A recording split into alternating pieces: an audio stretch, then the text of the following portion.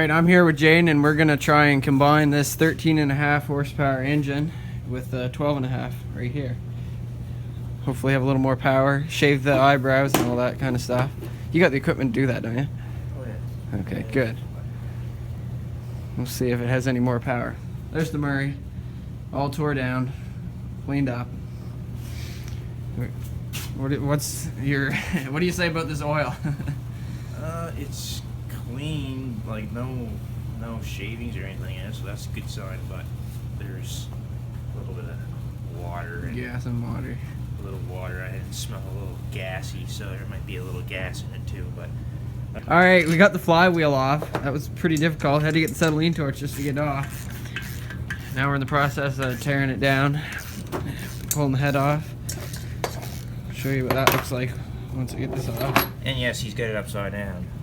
And yeah, and you can't see very well. We're not a bunch of dummies. Alright, here's what the head looks like. Doesn't look all that great, but there's no scoring in there in the cylinder wall, so it's a bonus. Yeah, if only we hit. Yeah. It wasn't- Let's see if this is seized on too. Everything on this motor's been seized. That probably isn't gonna do anything.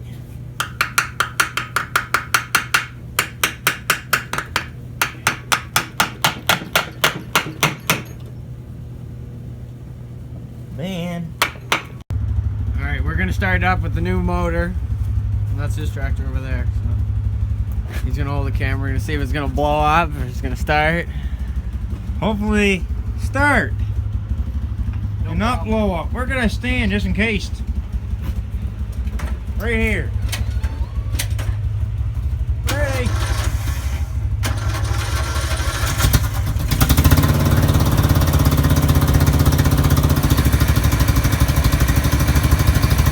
Woo!